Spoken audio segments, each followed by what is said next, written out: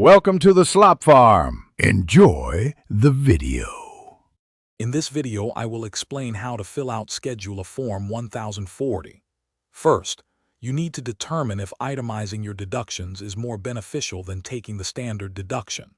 For many, the standard deduction is simpler and larger. Gather all your financial records, including receipts for medical expenses, tax payments, mortgage interest statements, and charitable contribution acknowledgments. This preparation ensures accuracy and saves time. Next, let's look at medical and dental expenses.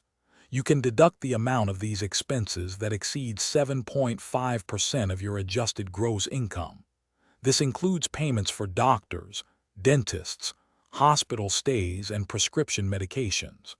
Remember, only include amounts you paid out of pocket, not those reimbursed by insurance or paid with tax-free health savings account funds. Moving on to taxes and interest paid. You can deduct state and local income or sales taxes, but there's a combined limit of $10,000. Also, include real estate taxes paid on your home. For interest, report home mortgage interest paid on your first and second homes. Investment interest expense is also deductible, but it cannot exceed your net investment income for the year. Finally, let's cover charitable contributions and other deductions. Cash contributions to qualified organizations are generally deductible up to 60% of your adjusted gross income.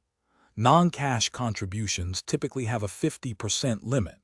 You can also deduct certain casualty and theft losses if they occurred in a federally declared disaster area. Remember to keep meticulous records for all your deductions. Thanks for watching.